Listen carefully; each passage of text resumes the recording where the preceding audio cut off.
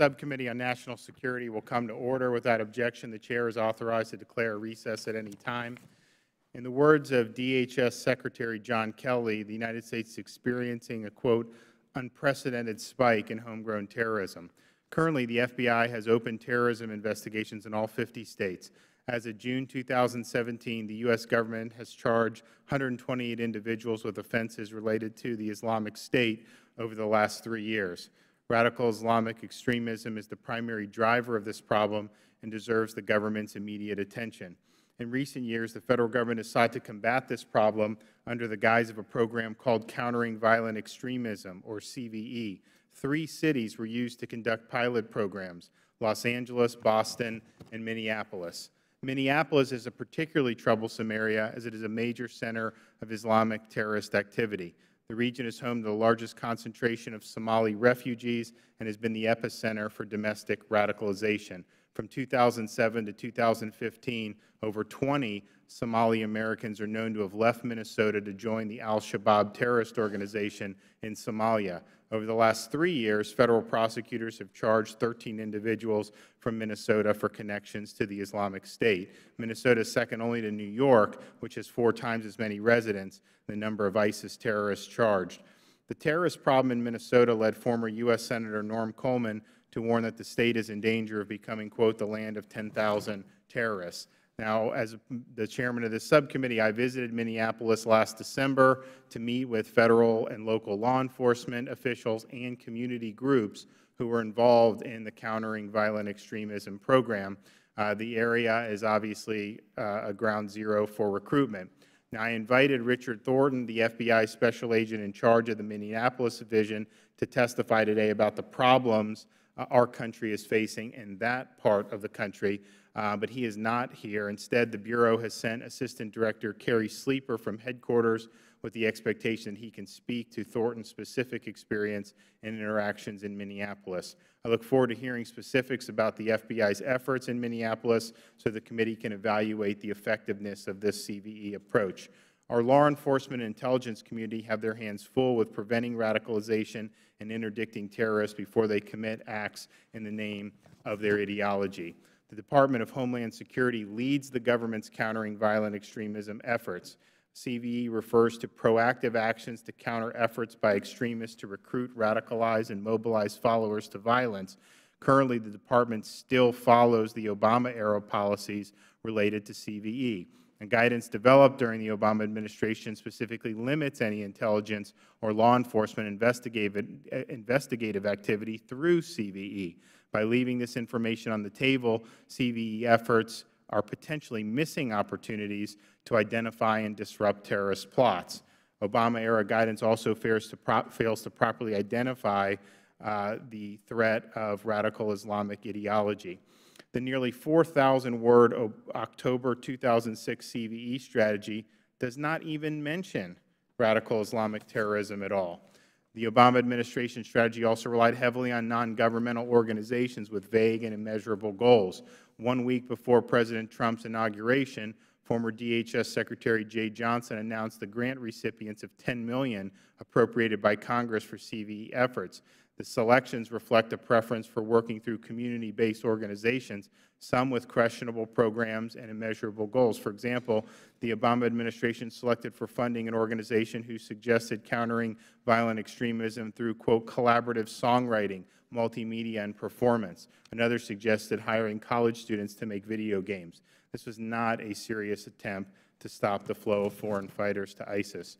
After President Trump took office, DHS froze the $10 million in grants, reviewed the organizations, and announced they were removing 11 Obama-era grant recipients, but adding 6 new ones. A committee review of the organizations indicates a preference for law enforcement organizations over community-based organizations. Now, despite this step, some of the law enforcement organizations designated for funding have questionable agendas. For example, the City of Houston's application relied on so-called community experts with vocally partisan and anti-Israel agenda. The City of Denver submitted an application that prioritized an agenda unrelated to CVE, suggesting working through organizations such as Black Lives Matter. The committee requested the applications of all grant recipients to determine what taxpayer dollars were funding. The DHS has still not produced these applications. The committee requested a briefing on the rationale for the selection of the grant recipients, but DHS refused. Today, the subcommittee seeks to understand what this administration's policy is for countering violent extremism. According to DHS, this policy is currently under review, and DHS has declined to share any details about this process, including when this review is supposed to be complete and which organizations are participating. For Congress's immediate purposes, we must determine what is driving DHS's agenda, the assumptions of the Obama era about countering this threat, or the President's pledge to put political correctness aside and defeat the Islamic State at home and abroad. We'll question witnesses on whether the FBI and DHS are properly vetting organizations and individuals who participate in the program.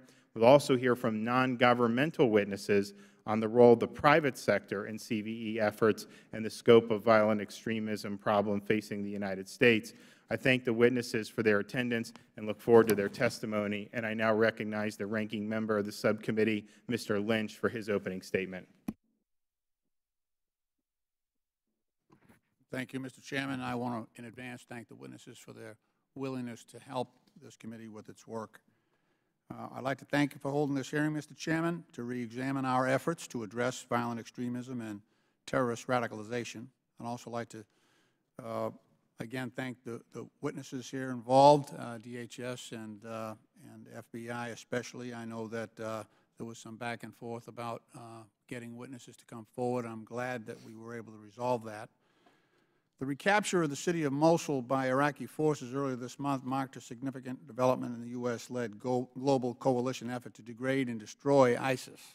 The loss of Iraq's second-largest city, coupled with ongoing advances by coalition-backed Syrian rebels in the self-declared ISIS capital of Raqqa in eastern Syria, are the most recent indicators of the continuing loss of geographic territory by the terrorist organization.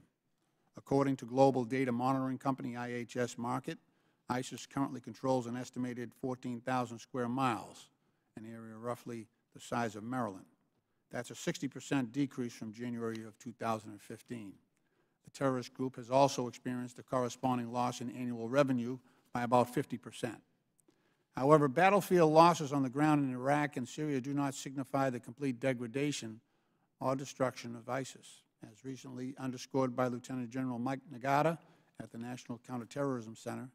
ISIS's ability to absorb this damage and continue to direct, enable, or inspire terrorist attack worldwide indicate that, and I quote, "We do not fully appreciate the scale or strength of this phenomenon," close quote. In the midst of the coalition-backed offensive in Raqqa, the New York Times reports that top ISIS operatives have already relocated to the town of Mayadeen, Syria, about 100 miles away, along with the recruitment, financing, propaganda, and external operations functions necessary to facilitate and motivate attacks here in the West. Regrettably, we've already witnessed the devastation caused by ISIS-inspired ideology and the influence of extremist social media content here at home, with the 2015 terrorist attack in San Bernardino, California, that resulted in 14 deaths, and the 2016 terrorist attacks in Orlando, Florida, that killed 49 people.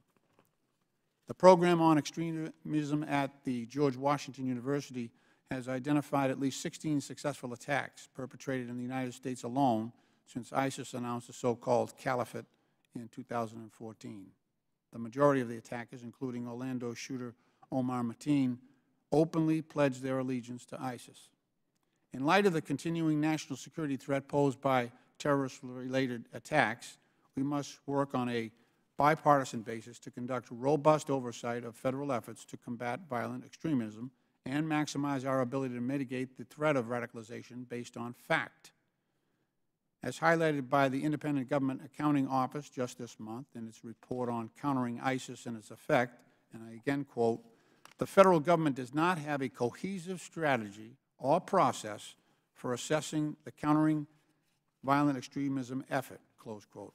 Moreover, programs designed to counter violent extremism at the federal level have lacked a clear mission and objective, receiving insecure or inadequate funding, and have failed to reflect meaningful and collaborative Muslim community engagement and input.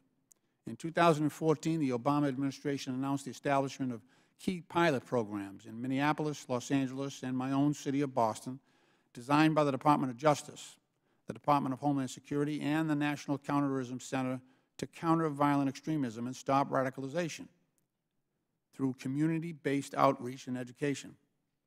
The Greater Boston region was selected as a pilot area as a result of a pre-existing collaboration between law enforcement, non-governmental organizations, and local communities, including the Muslim community. In fact, President Obama recognized Boston as one of the 10 cities where local elected officials, law enforcement, faith organizations, youth groups, and others have already worked together to achieve marked improvement in community policing.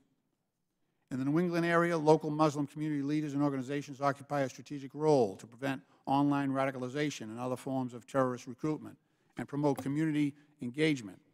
The Islamic Center of New England, which is in my district in the city of Quincy, has sought to develop a faith-based curriculum for young people that educates them on the prevalence of misinformation on the Internet, and particularly social media, while reinforcing positive Islamic values.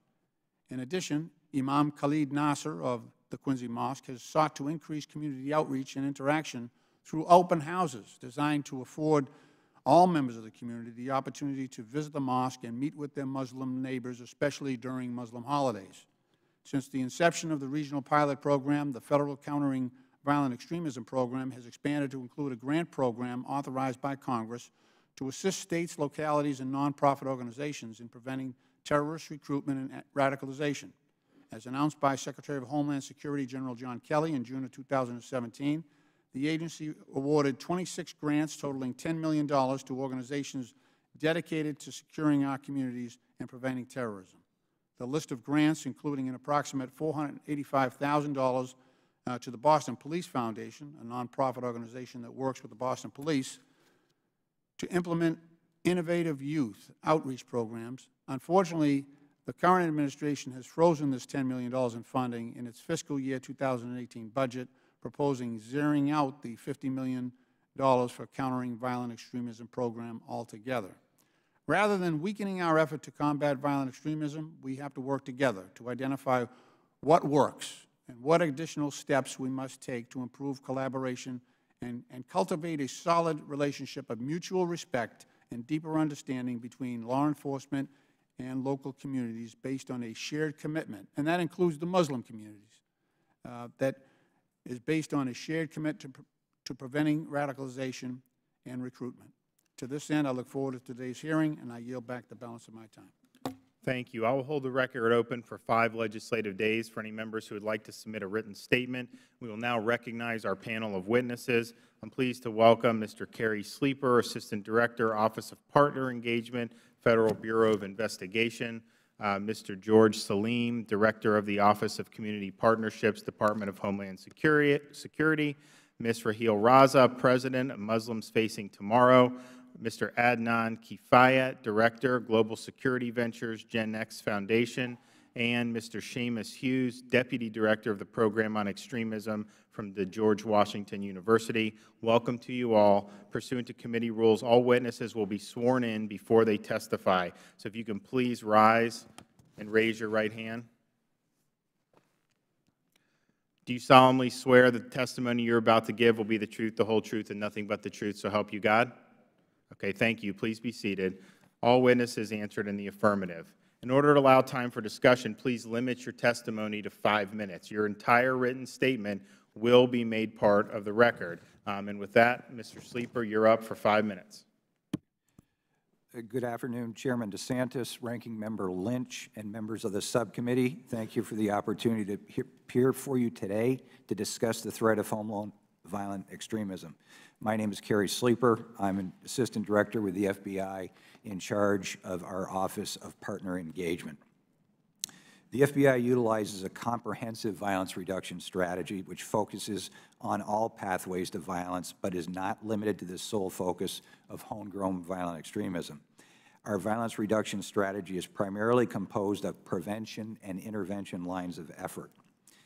In the area of prevention, the FBI has a long history of engagement in outreach and education initiatives and continues this effort as we identify and adapt to current trends and threats. In collaboration with our state and local partners, the FBI has historically been very successful in outreach programs designed to reach certain communities who are at a greater risk for radicalization. For example, FBI Minneapolis served as a pilot program for the Bureau immediately after 9/11, when their executive management regularly hosted focus group meetings with specific audiences, such as Somali elders, in order to address their concerns and needs.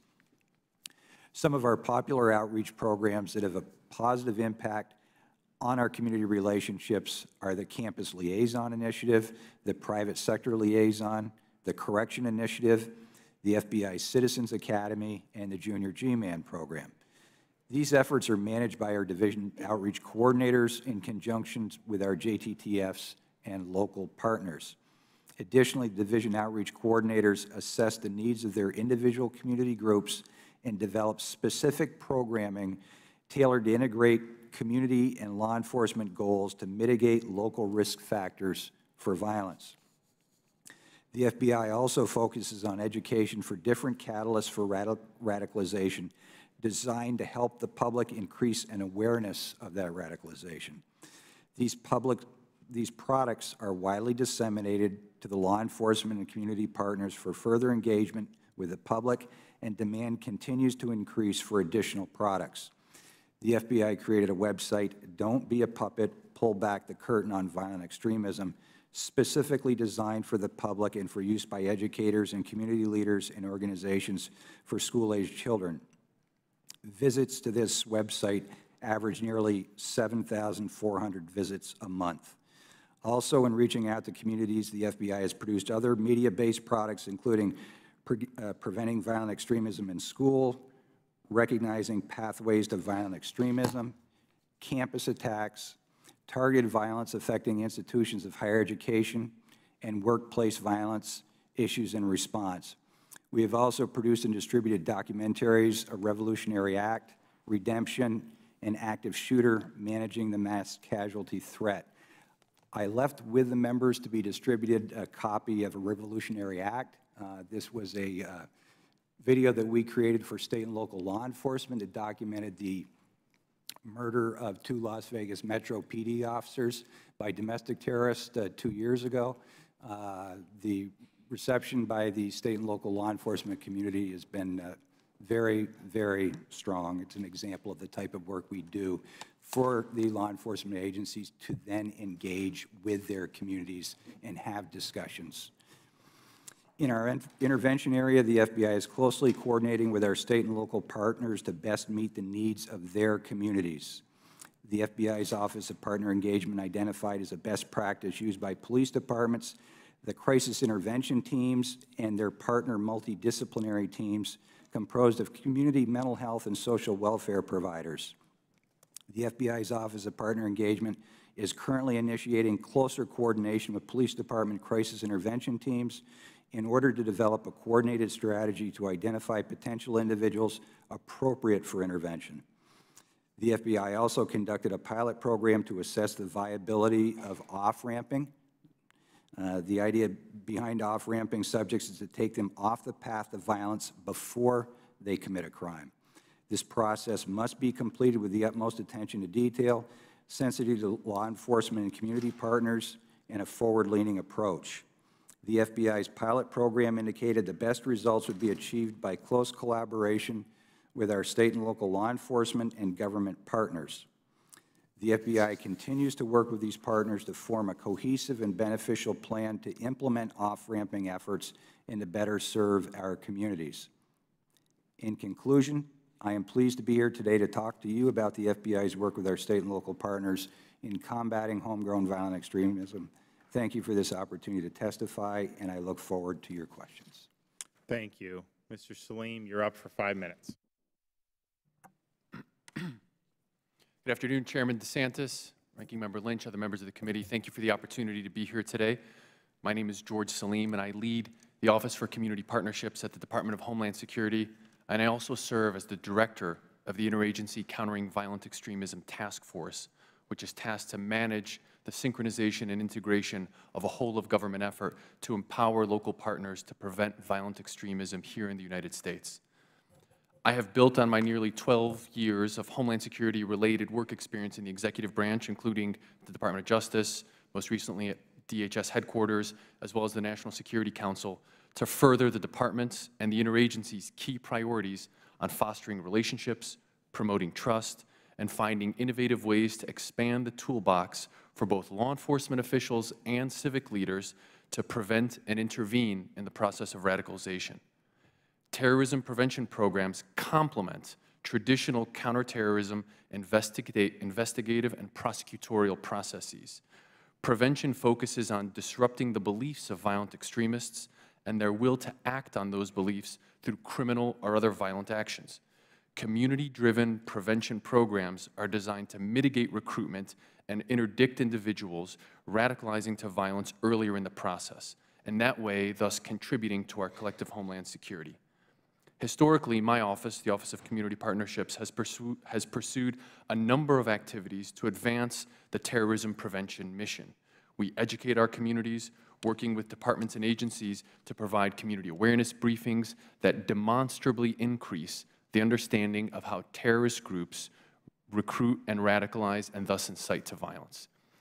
We have engaged with community stakeholders around the United States to open doors to dialogue and build trust. My office has deployed field staff to more than a dozen cities nationwide to bolster engagement with and between governmental organizations, non-governmental organizations, not the least of which are our state and local law enforcement partners, as well as community and civic groups. Additionally, we have engaged young people through the internationally recognized public-private partnership titled the Peer-to-Peer Challenging Extremism Competition, which was featured last week in the New York Times, which's aim is to challenge teams of students from colleges and universities both across the United States and abroad to develop and implement social media programs targeting the narratives and online recruiters of violent extremism.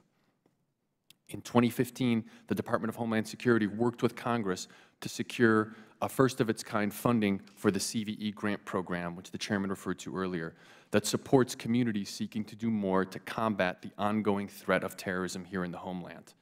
6 months later, the Department of Homeland Security released our Notice of Funding opportunity for this grant program. The application period closed last September, and almost 200 applications received were reviewed by a combination of experts to evaluate the strengths and merits of each individual application. After a leadership review panel reviewed the scoring results in the 5 focus areas and ensured important programmatic soundness was met, such as the optimized use of funds to avoid duplication and other similar projects. After a deliberative process, then Secretary Johnson made a determination on funding options presented to him and publicly announced grants on January 13th of 2017.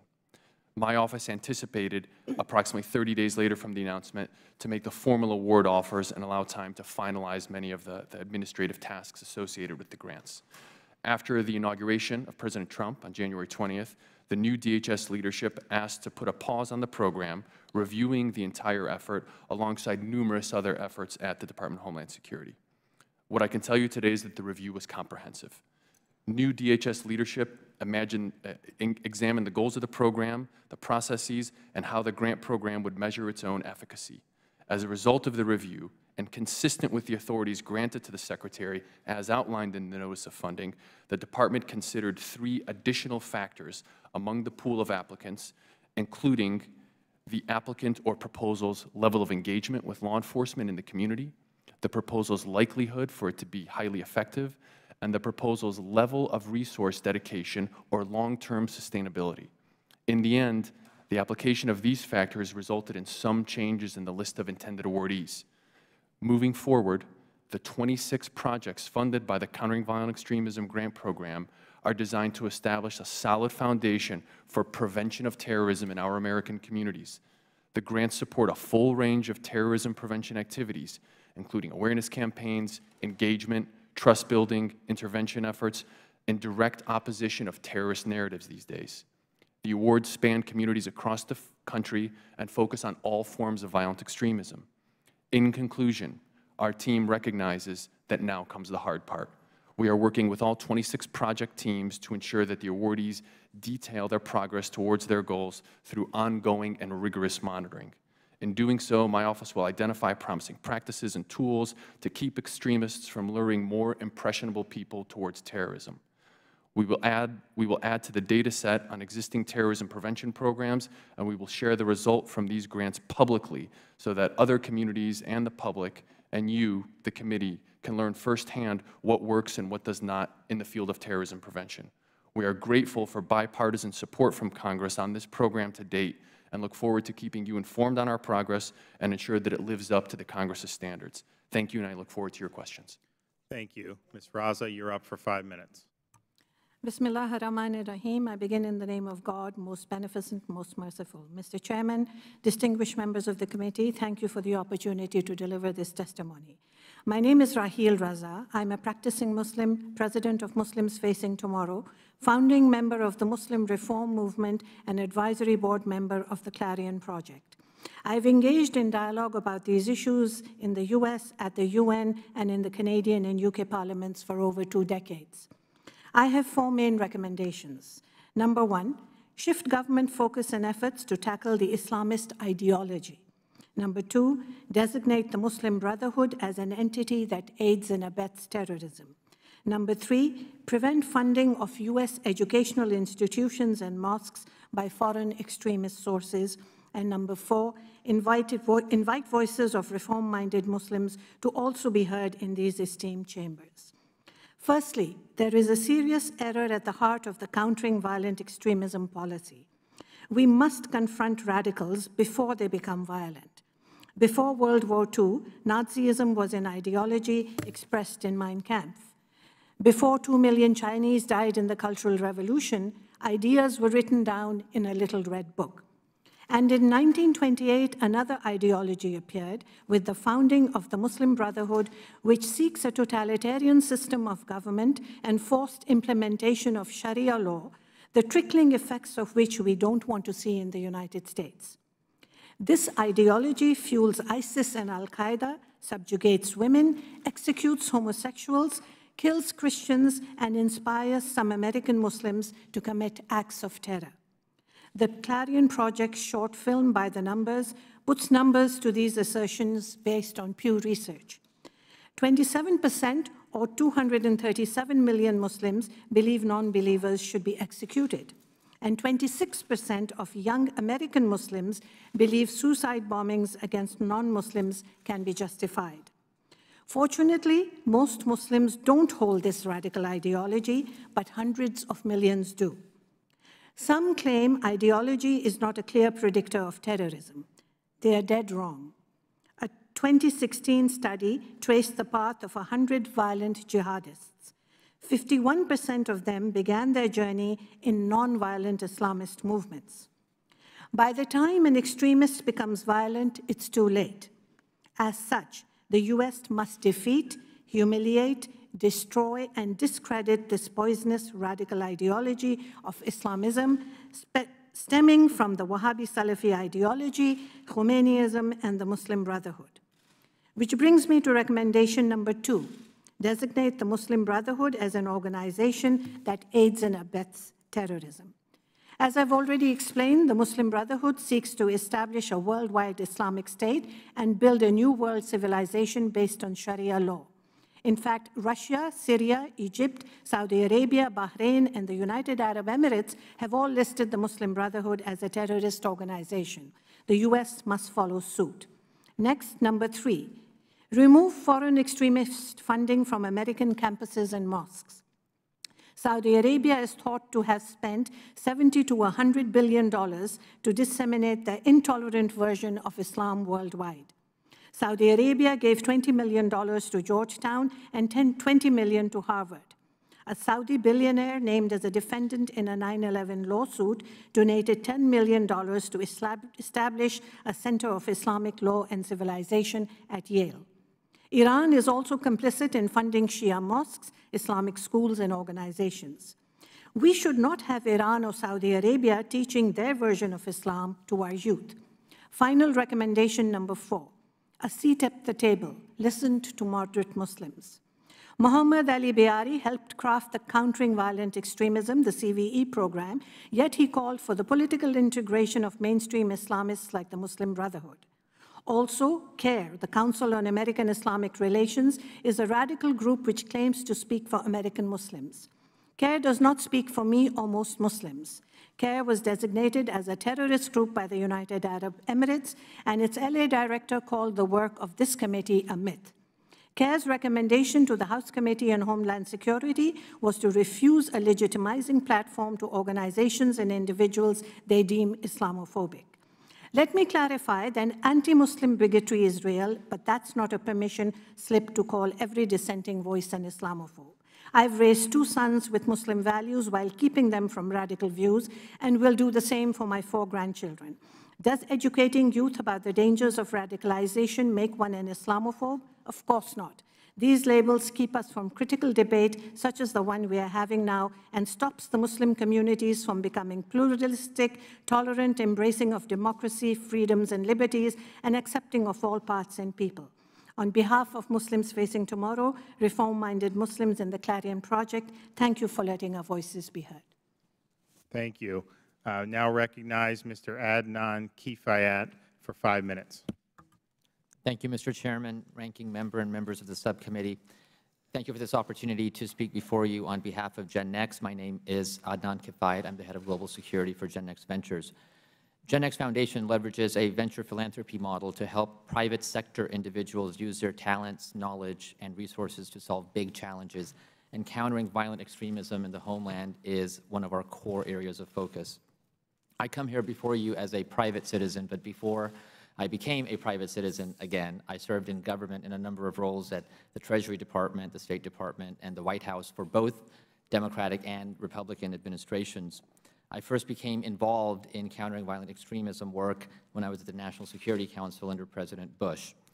Back then, we used to call it the War of Ideas. It is now commonly referred to as countering violent extremism, but we must always recognize that in the 15 years since 9/11, we have learned a great deal about the enemy, about what the enemy uses and how the enemy radicalizes, recruits, and activates would-be terrorists. When I served in government, I had always hoped and sometimes daydreamt that there would be outside entities in the private sector that were keeping pace with the threat, that were finding real-world solutions to this menace. These entities could do what government alone was not equipped to do. They could innovate, they could keep pace with the Internet, they could use new and sophisticated technologies, and they could take risks that sometimes government is unable to take. Today, there are small but committed groups of people, including GenNext, who are finding ways to rally American ingenuity and creativity to counter homegrown terrorism. There are strong and powerful growing voices in the private sector that are echoing across our country, and I urge you to listen to those voices and the solutions that they are finding. 5 years ago, GenNext Foundation, Google Ideas, and the Institute for Strategic Dialogue launched the first ever global network of former extremists called the Against Violent Extremism Network. AVE, which now numbers 470 members, uses the voices of former extremists, both online and offline, to dissuade youth all over the world from being radicalized and recruited by groups like ISIS and Al-Qaeda. Almost 1,000 online interventions have taken place and hundreds of de-radicalizations through person-to-person engagement have occurred. Since our initial investment, multinational corporations, international institutions, and foundations have all helped scale AVE's footprint because it works. Last year, GenNext helped launch the first ever online effort to redirect at-risk youth searching for information that terrorist groups like ISIS and Al-Qaeda put out there towards content that is nonviolent and non-extremist. By using marketing and advertising techniques, our partnership with Google Jigsaw and experts at Moonshot CVE, known as a redirect method, is leveling the playing field online and challenging the narrative of the terrorists.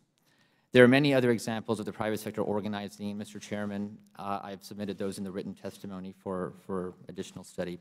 Last year, I co-chaired the Department of Homeland Security's Advisory Subcommittee report on countering violent extremism, which had strong bipartisan support. It detailed a national blueprint for partnering with city leaders, mayors, local leaders, as well as the private sector. In today's complex maze of networks, we can't just play lip service to partnering with people outside of Washington. We have to find concrete ways to do so. Some of these efforts will require resources like money, talent, and access to technology, or just convening. While Gen Next Foundation serves as a convener and incubator of new solutions in the private sector, this space is by no means saturated. As an example, the government has done with the defense and intelligence communities through organizations like the Defense Advanced Research Projects Agencies, DARPA, and InQtel, to bridge the divide between public and private sectors, provide risk capital, eliminate some unnecessary and slow processes, develop key performance indicators and measurements that work, and potentially reduce some of the fierce politicization of this issue so that we can get to finding solutions.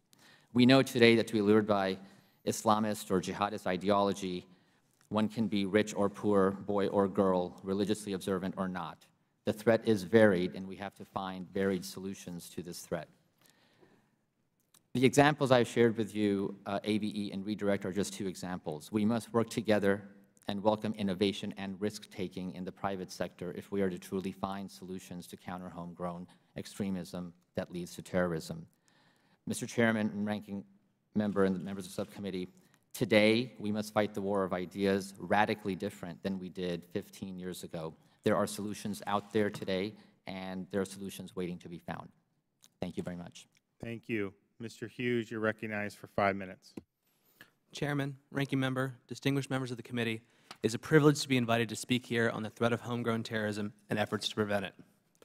As the Chairman noted, homegrown terrorism inspired by groups like ISIS has been a persistent threat in the U.S. The FBI has reported some 1,000 active investigations in all 50 states. Since March 2014, 128 individuals have been charged with terrorism-related activities in connection to ISIS.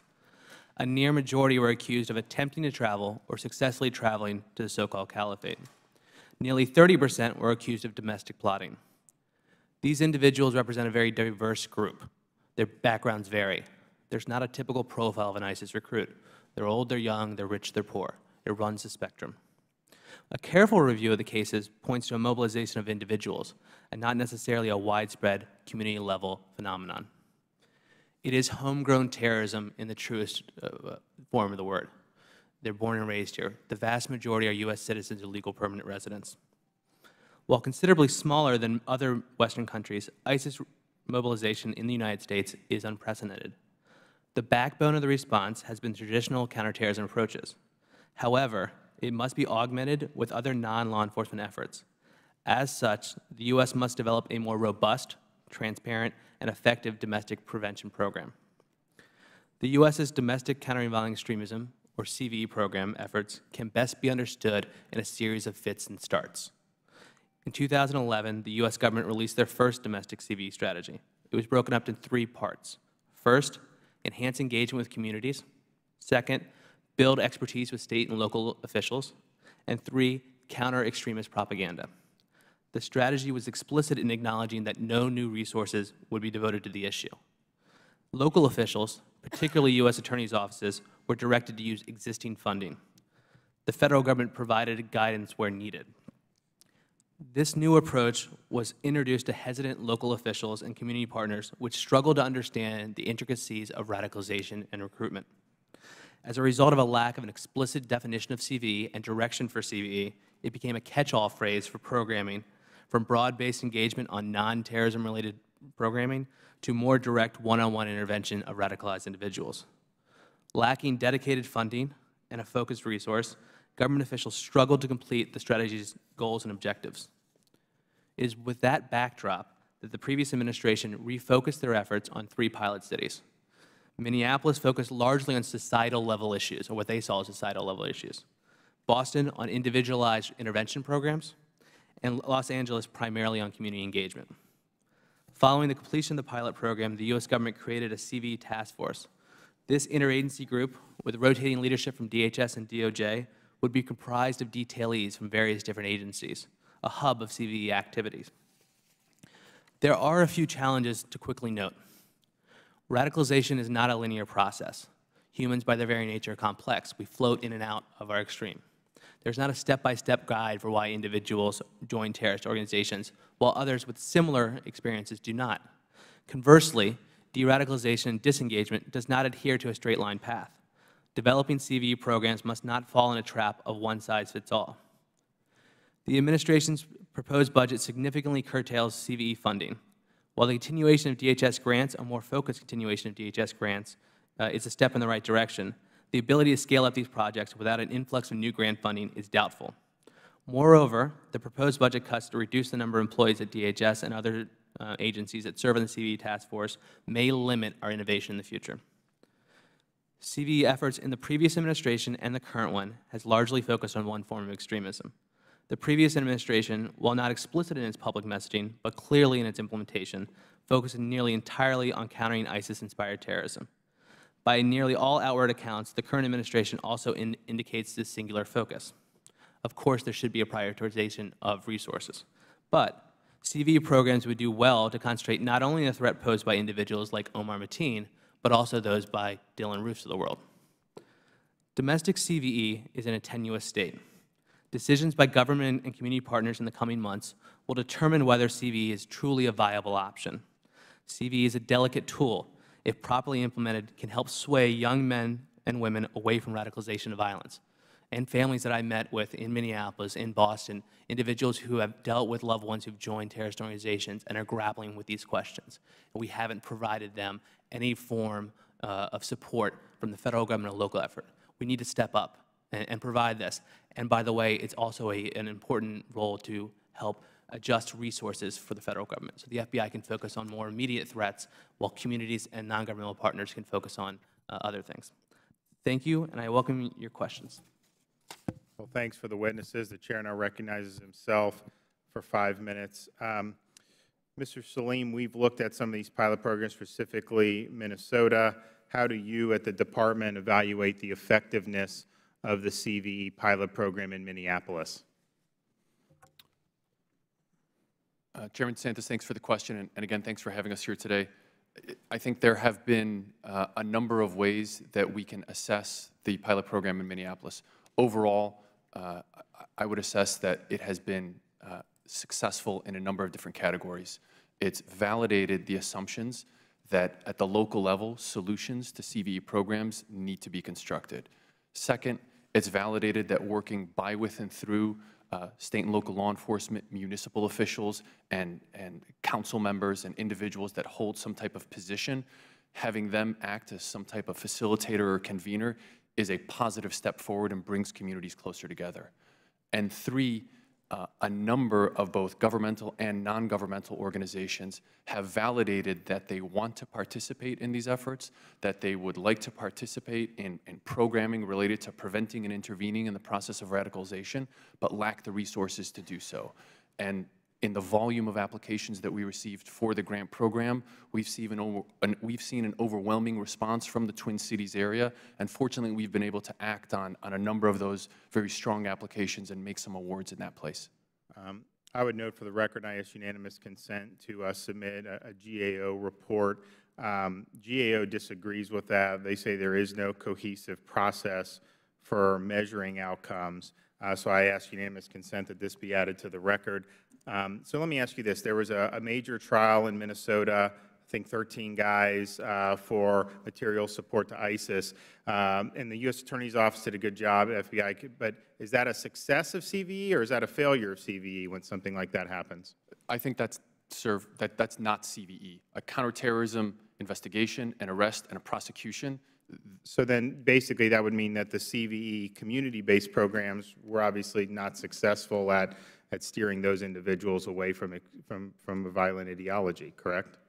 I would say that the CVE-related programs and the small amount that are being implemented across the country are just one facet of the broader counterterrorism approach. So to the extent that a CVE program in one city can help bring in a tip, can help contribute to an intervention for an individual, that's a positive contribution. But it's not a catch-all. It's just one piece in our broader Homeland Security strategy. Let me ask Mr. Sleeper, in terms of the Minnesota, we were able to meet with the folks at the FBI down there on the ground.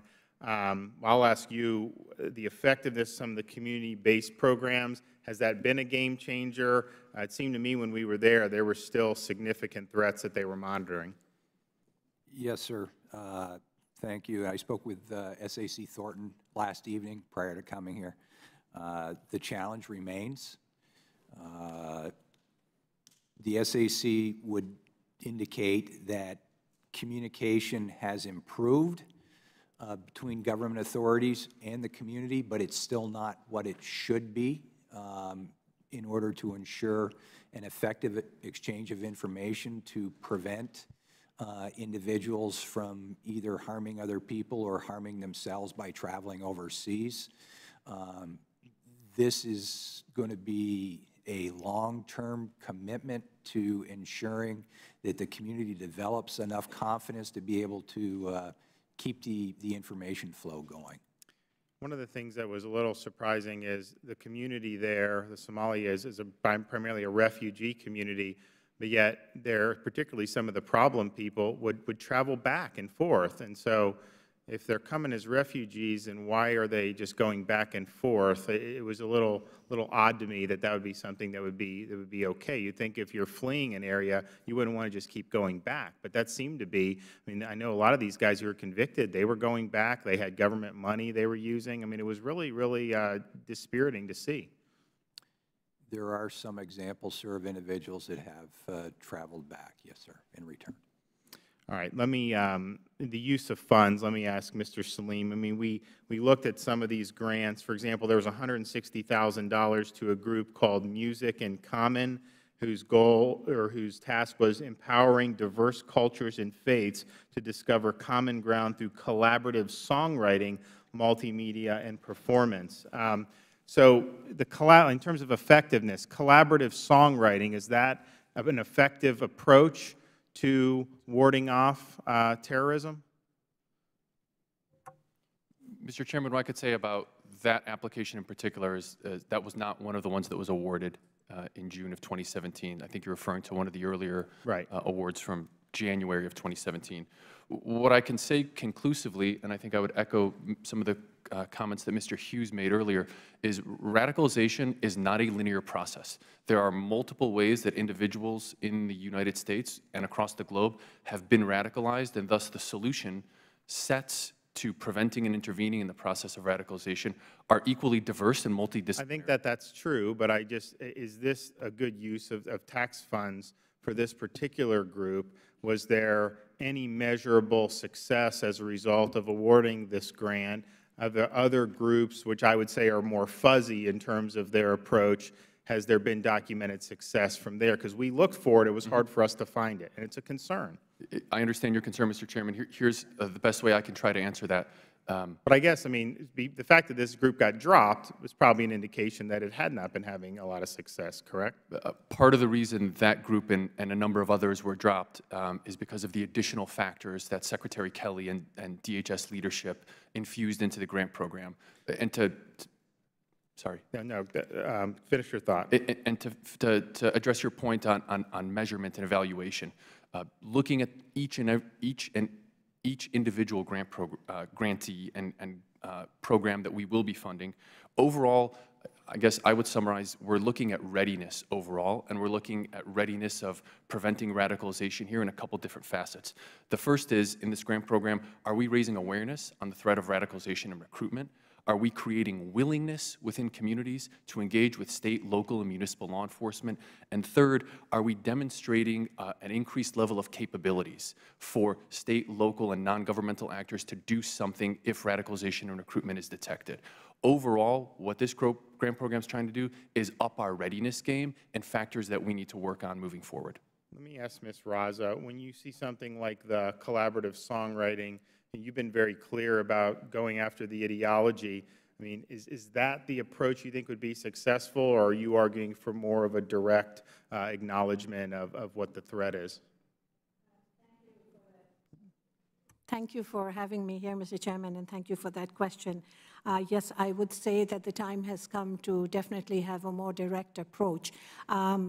with due respect to the songwriting project, I mean, fluff stuff and interfaith dialogue really hasn't led to much de-radicalization and hasn't led to countering violent extremism. There need to be specific policies put into place that tackle the ideology, as I have mentioned in both my oral and written testimony. So in terms of the ideology, I noticed the government manuals recently, they will not mention radical Islam, or they don't use anything associated with the word Islam. But then when I look at people in the Middle East who are fighting this, like a General President al-Sisi of Egypt, I mean, he gave a speech in front of all those Islamic clerics, and he said, look, he's like, you know, I'm a devout Muslim, but we can't use the faith to be at war with other people. So he seemed to view it as really a debate within Islam, and he wanted the nonviolent, which I think is the majority for sure, to really carry the day, whereas I think the government view has been to just say this has nothing to do with Islam, all violent extremism is the same. Just seems like Sisi is confronting the ideological a little more directly. It seems like some of the government manuals,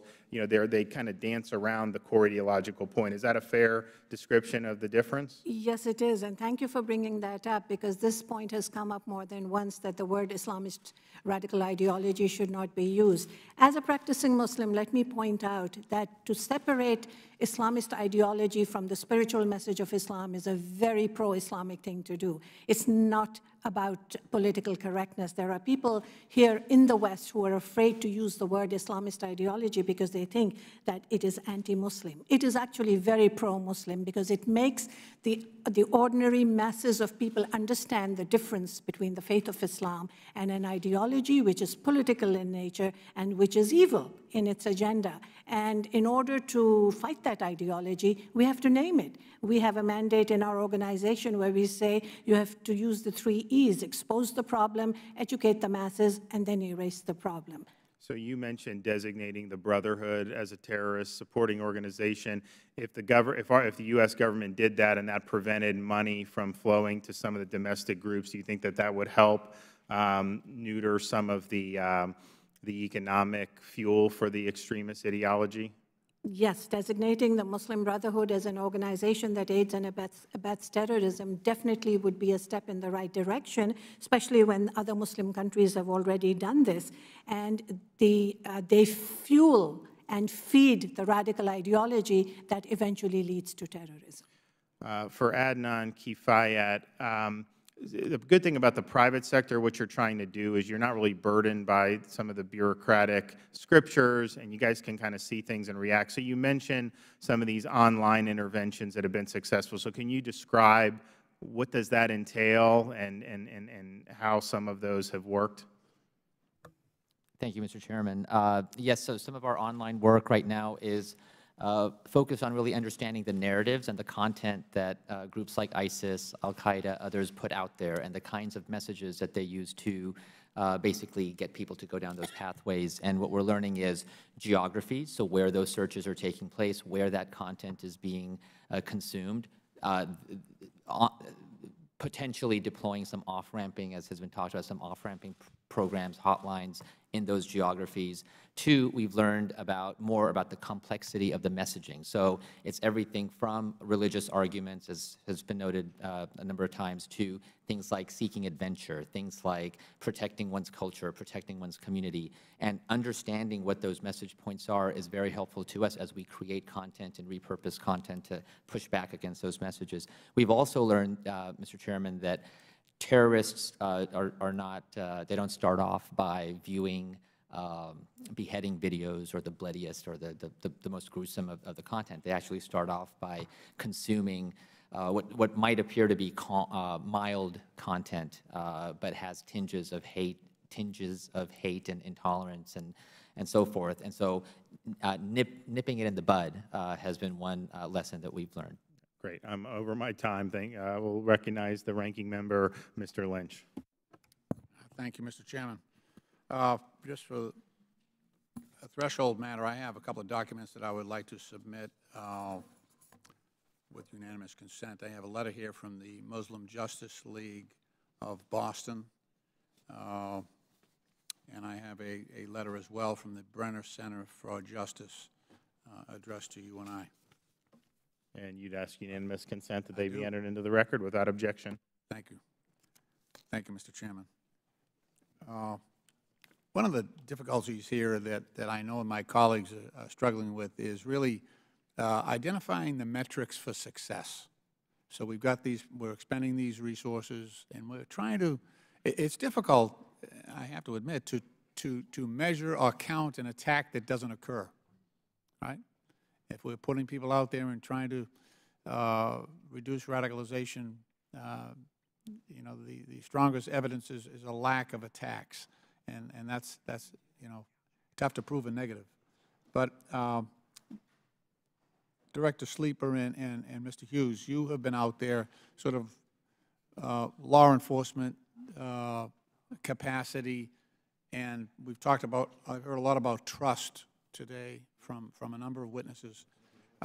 There seems to be almost an organic friction between law enforcement coming in and investigating and a faith, a mosque, any faith, or a church for that matter, in which constituents are coming there to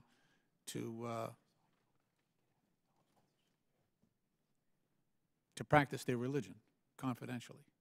And there's that trust between the imam and the ummah, just as there are, you know, in my faith, there's a relationship, a confidential relationship between the priest and Catholics. So I'm struggling with how do we balance, in a way, balance our need to intervene here, and at the same time do it in a respectful way that that doesn't isolate some of these mosques, because I've heard in various parts of my community, in the Muslim community, that those who accept money, CVE money, are tainted. There's almost a collaborator label among some that say, oh, that mosque is accepting CVE money, they're cooperating with the FBI or with the Boston police, and so for some, they get a black mark and are seen as less worthy. And others that refuse to take the CVE seek to take on this role of legitimacy in the Muslim community. How do we deal with that, Mr. Hughes? I spent a lot of time, about 3.5 years, working for the National Counterterrorism Center on this exact issue, and a lot of time actually in your district. Yeah. And so my biggest takeaway from kind of traveling around the country and meeting with Muslim American community leaders throughout the country was, you just got to be honest and talk about it in human stories. So instead of 128 people have been arrested for terrorism charges, it's, my name is Seamus Hughes, I'm a father, and I'm worried about these kids. And I tell the story of a young man from Minneapolis who disappears on election day and his mother's worried about him, goes to Somalia, realizes it's a bill of goods, and is killed there for his doubts. And at some point in his radicalization, he was reachable. My name is Seamus Hughes, and I want to save that young kid, because I never want to sit in a room like I used to, in a basement of an apartment building, talking to mothers of grieving sons. And so if you frame the issue in terms of human aspects, I think you get a lot farther than you would. And I think you also need to have a bright line between counterterrorism operations and CV efforts. So my engagement with community partners, I didn't share my notes with the local FBI office because I needed to build levels of trust. And that doesn't happen overnight. So going to Boston every couple weeks, talking to folks, knowing who their kids are, where they play soccer, things like that, those things matter in order to actually build this level of trust. It's not just a one-and-done thing. That's great. Mr. Director Sleeper. Thank you for the question, sir. I've been a police officer for 4 decades, the first 3 decades in state and local law enforcement. Outreach to communities is the cornerstone of law enforcement. It's the essence of how local government communicates with its citizens in order to prevent violence in the communities, all violence. It's an effort to prevent violence from happening, to encourage dialogue between families, community groups, religious organizations. and to open up dialogue so that if someone sees something, if they're concerned about a friend or a family member that may be going in the wrong direction, that's communicated and that violence is prevented. That's really what this program is about, is preventing violence. The FBI looks at it from a very broad perspective of looking at all potential avenues of extremism and violence that may be dealt with in a community. We're very cognizant that all cities and communities are different. And it's the citizens of the community that are best to identify the level of engagement, the type of engagement, and allow them to dictate back to the law enforcement community what they need and what they would like in order to exchange and open up that dialogue, sir. Thank you. It just so happens that Mr. Russell and I have spent a fair amount of time in refugee camps on the Syrian border, Syria and Turkey, Syria and Lebanon, Syria and Amman, Jordan. On one of my visits, we actually had an opportunity to bring in 6 of these so-called moderate rebel groups, the leaders of these groups. They came up out of Aleppo and met with us. And in one of our conversations, I asked each one of them, as they came in separately, I said, how do you communicate? And they're all on WhatsApp, okay? So not surprisingly, a lot of the radical content that we're seeing on our end here in the United States is also coming through WhatsApp. And I don't want to single them out. There's a few others. But one of the folks that I deal with on this issue, who's Dr. Nabil Kudairi, he's the former chairperson of the Islamic Council of New England. He had a great quote. He said, if we're going to do battle against extremists, we have to bring something in the same genre of the social media to balance a young person's opinion of what to do. So what are we doing? What are we doing in terms of, I'm talking about the social media aspect of it that is oftentimes the point of contact between efforts of others to radicalize our sons and daughters here at home. What's the counterpoint that we're using to sort of push back on that? And has anything that you've been doing so far been successful? Mr. Sleeper or Mr. Hughes, I guess. Or Mr. Salim, actually, yeah. There's a number of areas, sir, that are being pursued. Some of those fall into the true counterterrorism effort in the sense of identifying and eliminating individuals that are responsible for creating and sending those messages. There's significant work that's being done with the private sector, and there's been significant success with the private sector recognizing that their applications are being leveraged by people. So there are successes there. And I know George is working a number of initiatives at a different level. Yeah, if you don't mind, I interviewed an American ISIS supporter who spent about 4 months in ISIS last month, and he was using WhatsApp to communicate with other friends when he crossed the border. So absolutely, the online environment does matter for these folks, and in many ways, it's a logistical support and a level of connectivity they wouldn't normally have. And just to be clear, it's the level of encryption there that allows that, right? It's the debate that the FBI would talk about. And it's owned by Facebook, right? I believe so, yes. Yeah.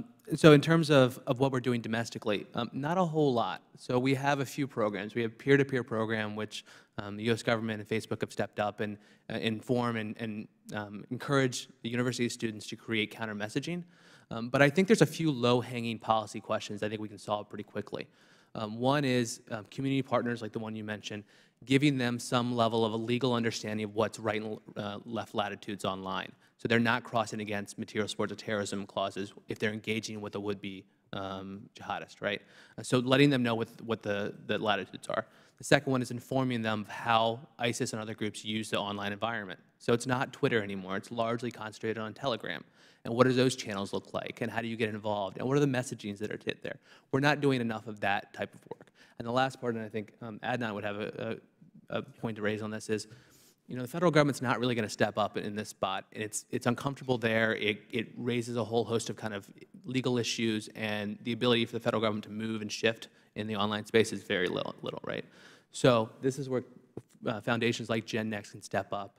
Other foundations, family foundations and things like that can say, okay, community partner in Boston who has a great idea, you need X amount of money, it's a small amount of funding, let's try this out, and if it works, let's take it to LA, or let's take it to Seattle, and get the federal government out of this process and help kind of do that connective tissue.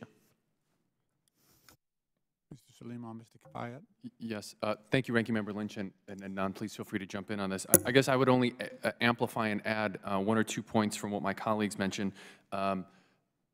In the past number of years that I've been working on this issue, I've seen a fair bit of progress from industry, from the technology companies, from the social media companies, from the internet service providers in this space.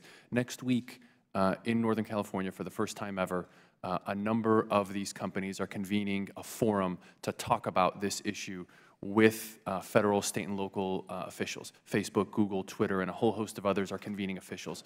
I think the public-private aspect of this that Mr. Hughes alluded to earlier is critical to 2 parts of the question that you asked. One is the content and the encryption. How do you remove it or take it down? But then there's another important part of that issue, which is how do you amplify other non-extremist content? How do you amplify the voices of individuals that are in refugee camps, American Muslims, or other civic leaders in the United States to help drown out those voices that are online that are trying to recruit and radicalize? And I think a stronger partnership with industry on these issues can help address both those issues, and I think we need to do it sooner rather than later. Great. Mr. Kifayat and Ms. Raza, if you have anything to add. Just to amplify one point, sir, there are huge conversations taking place, huge tectonic plates of young Americans having conversations about culture and identity and what civilization means, and as we talked about, what religion means. And the problem we've seen online, social media, is that there is an ample amount of really bad information out there that tells you how to act and what adventure means and what a call to action means and what living in a community of non-believers means. And what we have been doing in our partnerships with the technology sector is to pick up on what George said, is to drown those out, right? To relegate those to make them impotent online. And so we're putting out narratives that counter those concepts, counter those ideas at the nip. So when they begin, and that I think is where the future is if we are to save the internet and save the online space, sir. Thank you. Ms. Raza? Thank you so much for having us here. The question of social media is extremely important, and our organization has been approached to create an alternate narrative. And with regards to the conversation that you had brought up before as well, NGOs, non-government organizations need to be part of this movement and to create an alternate narrative on the internet, on social media, so that it can drown out, as Mr. Kifayat said, the extremist voices. And one of the measures that we have looked upon, which has been very successful in terms of community relationships, and you had mentioned your concern along with Mr. Russell, is to empower the Muslim communities themselves to take responsibility to bring about some of the change, so it doesn't seem that it's just law enforcement or CVE or someone else who is telling them to. And the best example of that I can give you is what happened last week at a mosque in Davis, California, where the Imam Ammar Shaheen at the Islamic Center of Davis called for Muslims to fight the Jews and annihilate them. This was following the troubles at Temple Mount. And it was the Muslim communities that actually took upon this challenge and started an online petition to actually have him fired and hire another imam. And this is something new and different, which is what we need to focus on, is while we want to counter violent extremism through government, we also want to do it from within the communities themselves. That's great. Mr. Chairman, thank you for your extreme courtesy. I appreciate that. I yield back.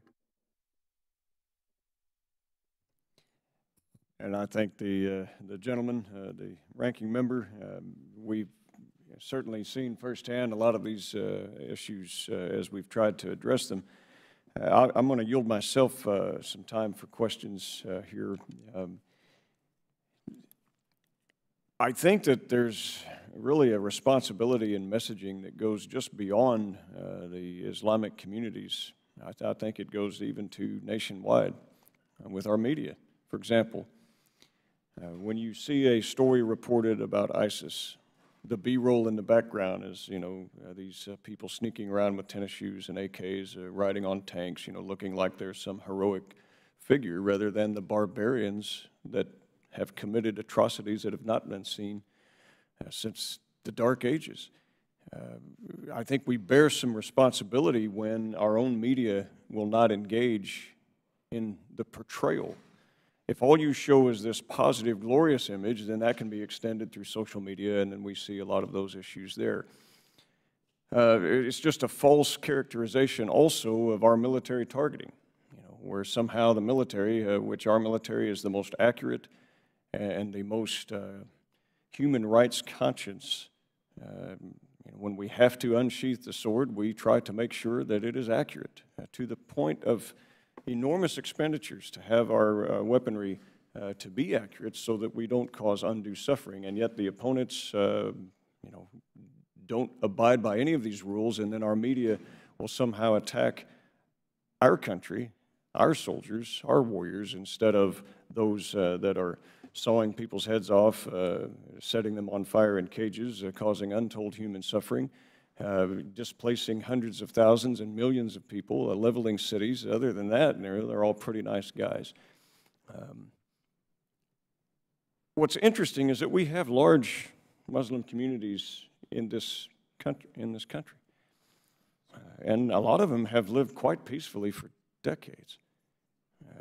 I think of Little Baghdad in San Diego. Not only do they contribute to the economy, not only have we seen very little radicalization from these areas. I think of my own hometown in Oklahoma City. We've got folks that have come from both an Arab, Sunni Arab, or a Persian Shia background due to different things that have happened in the 50s, 60s, 70s, 80s, 90s, 2000s. Live quite peacefully in the community with very little radicalization. And then we get to other areas where we have just an outrageous, proportionate level of radicalization. For example, Minnesota has produced 26% of young foreign fighters recruited in the United States, and more terrorist suspects charged in connection with ISIS than any other state besides New York. And when you compare the population of Minnesota and New York, well, my goodness, and so I guess my question to you, Mr. Sleeper, would be, why is Minnesota such a significant center of terrorist activity and recruitment? It's difficult for us to articulate the reason why that's happening, sir. Obviously, there's a large Somali population, 100,000 plus in that. There's a large Somali population in D.C., but we don't see a recruitment from that. So what? There's got to be a reason. One thing I learned as a warrior, fighting. Look, I've lived in these cultures. I've gone to weddings, wakes, done the lamb grab and the bowls, everything, and have made great friends.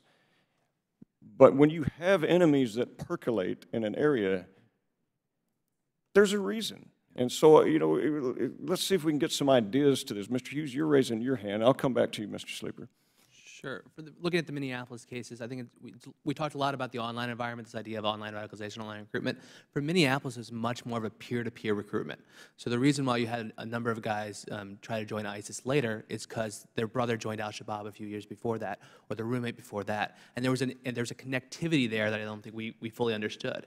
So Abdi Noor goes over to Syria and then FaceTimes with his buddies back in Minneapolis and says it's time to join the so-called caliphate. So that human interaction actually matters quite a bit. It's the reason why Minneapolis had a higher number with a large Somali population, and Lewiston, Maine, or San Diego doesn't. That peer-to-peer network does matter. And Mr. Sleeper, what would be the profile of these terrorist suspects or recruits that are coming out of Minnesota? Now, to speak to what Mr. Hughes is talking, what would that profile look like? there really is no profile. We spend a tremendous amount of time research and analysis looking at individuals that are becoming radicalized so that we can get ahead of the curve. Behaviors, indicators. But see, we got to do better than that. And difficult look, to do that. you know, when I was thrust in combat environments, you know, one of the first thing I said is 3 questions. What does the enemy look like? How can he hurt us? And how can we hurt him? Now, we have the most incredible, phenomenal intelligence services in the United States. We have millions of Muslim Americans that are willing to help and serve their country. How do I know? Because I serve with quite a few of them. So just to say, well, we can't identify what they look like. We can't make a profile. You really think that's true? I mean, you represent the Federal Bureau of Investigation. I mean, boy, if that's true, because if we can't identify the problem, we can never solve it.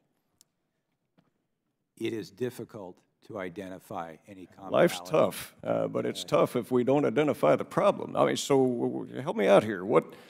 So if you look at the number of investigations we have open right now, several hundred investigations in this country right now, I'd say the FBI is very effective at identifying individuals that articulate a desire, and we determine there's predicated information that they're prepared to act on. And to your point, Prior to that, it's a very difficult process to do in consideration with First Amendment rights, freedom of speech. Sure.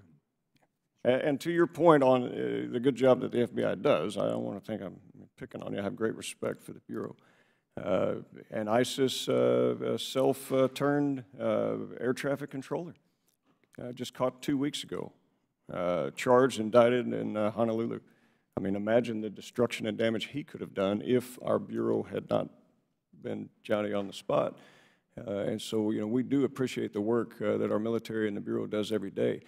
But I refuse to accept that we can't identify a profile. Anyone else want to take on what that might, Mr. Salim?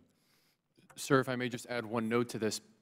Part of the group of folks who work for me is, they're a group of folks dedicated to working with the latest and greatest, both analytical and social science community on this. Going back to your earlier question on why in Minneapolis, why is the spike so high? What a number of studies and what a lot of research has shown is that individuals who come to this country that have a higher exposure to violence from wherever they came from may possess a higher propensity to radicalization and recruitment. But gosh, do you think that's true when you look at like what happened with Beirut? We've had a lot of people come from Lebanon, and we've not seen this problem. We've had you know, the civil wars and destruction of all kinds of things before, where we see a migration of population and we don't see radicalization. So, yeah, do you get my point? I do. I think it's one of the factors that we've seen particularly differentiating in the Twin Cities with some of the Somali community attacks that we've seen in Ohio and other places. It's one of the factors in addition to a whole host of others. Okay, thank you. And I'm consuming some time here, and I have some very patient colleagues I have great respect for. And I will come back on some other things, but I want now to recognize Ms. Demings from Florida. Thank you so much, Mr. Chairman, and believe me, this topic, this conversation deserves all of the time necessary because it is a very important issue. I want to thank our witnesses for being here, thank our ranking member as well, Mr. Lynch. The FBI has confirmed that there are active ISIS-related investigations in all 50 states. To date, 26 states and the District of Columbia have had at least one charge with offenses related to the Islamic State within their borders. So, Mr. Salim, I would like to start with you. What is the Trump administration's justification for proposing that the CVE grant funds be eliminated? And what would the impact be if those funds are eliminated? Ma'am, thank you for that. Thank you for that question. I can answer it a few different ways. The first is that the program that we recently announced, these awards that we announced in June, that award was not a one-year award. That award was a 2-year award. So that $10 million in awards that we've administered will last for FY18 and FY19. And we're about to start that period of performance in that cycle now.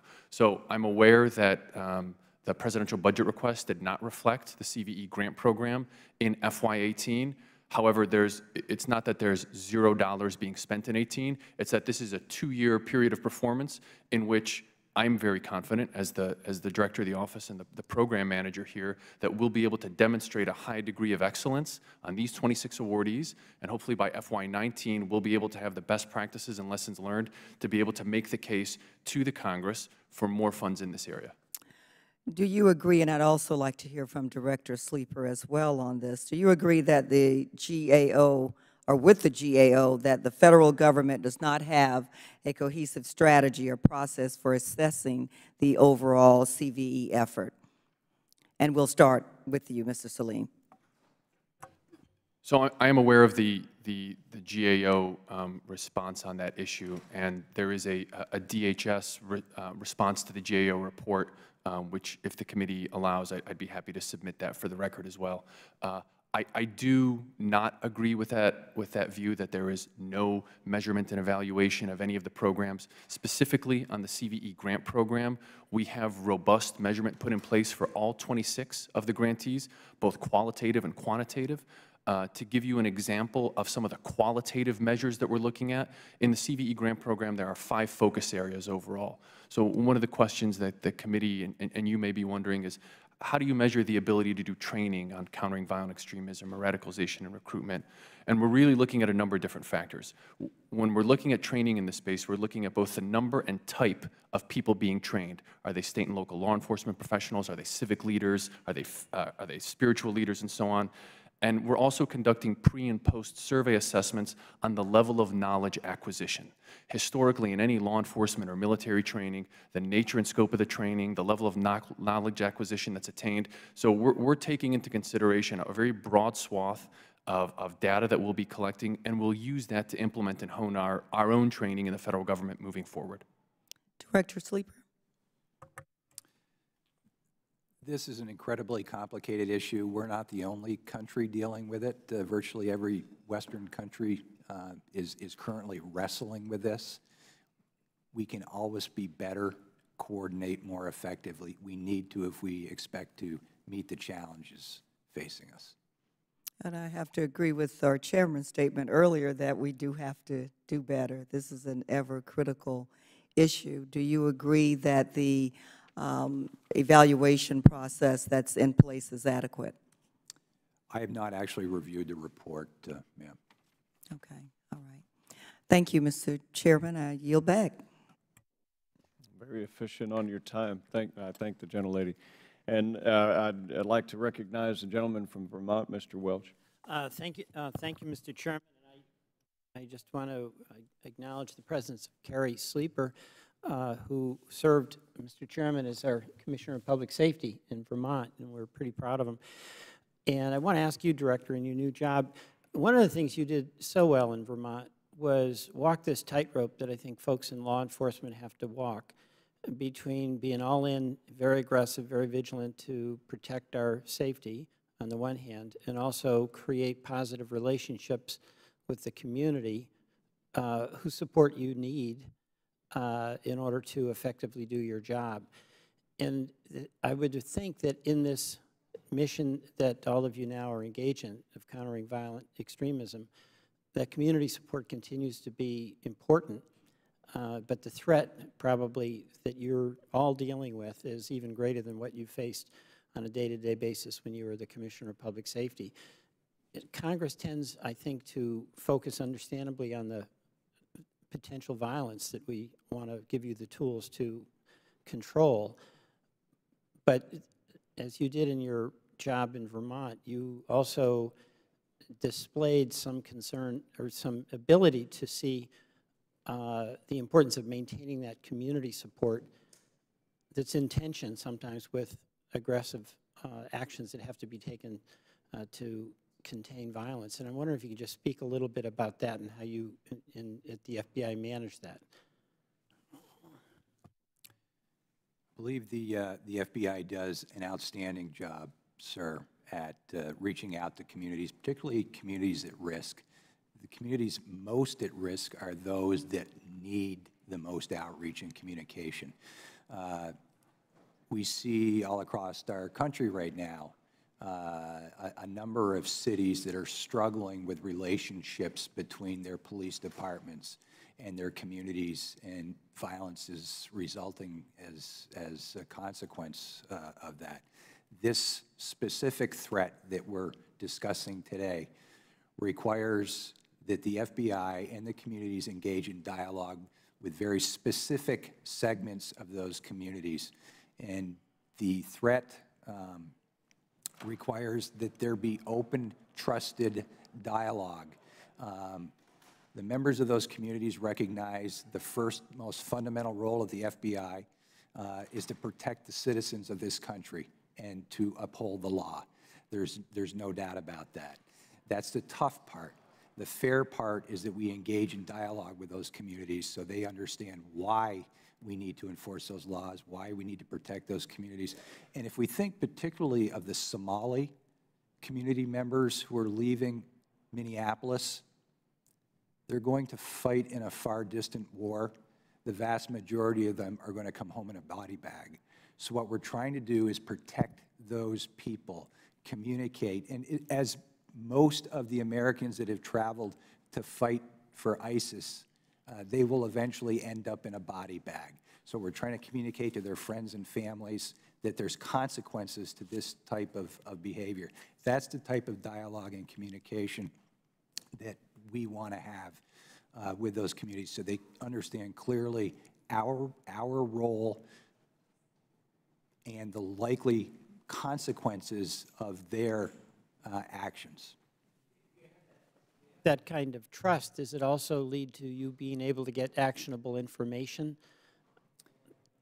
It is, and again, we are seeing in the communities where we engage, the communities do respond and recognize. We have been thanked by parents of children who we caught before they traveled for saving their children's lives. And that's the message and the dialogue that we want to put out there, that we're about not only protecting the communities and the citizens, but the individuals themselves that are making decisions regarding travel. But there is no doubt we are here to investigate and to uphold safety of the citizens of the United States first and foremost. Yeah, well, I really appreciate that. Mr. Chairman, you probably, in your own work, serving our country, probably have a similar tension between the need to use force in appropriate circumstances, but try to get the trust of the folks in the country where you were serving. Hard job. Well, I thank you. Thank you, Director. And I thank the gentleman, and I would agree with those comments and associate with Mr. Sleeper's earlier comments that community type of interaction is essential. One of the things that made it even more hard, I guess, is when you're not even from the country, you don't have the language, you're automatically hated, you're occupying the territory, and you're trying to earn trust. But guess what? It can be done, even those tall order things. And we're not facing that, although maybe in reverse, as they come back, we see some of those factors play in. And I would like, before we close, a couple of additional questions, if I may, to Mr. Sleeper. You'd made mention of that there's a number of open investigations earlier in your comments. About how many is that? We've publicly acknowledged in several environments that there's over 1,000 open investigations across this country right now. I can't be specific, but there's over 1,000. Okay, thank you for that. And how many individuals approximately have left the United States to fight for ISIS or other associated terror groups like Al-Shabaab, et cetera? I don't have that number readily available, but we can ensure that you're provided with that. Sure, and if we have to provide it in a secure setting, we can also arrange that. And can you get with us so that we can nail that down? Yes, sir. Thank you for that, sir.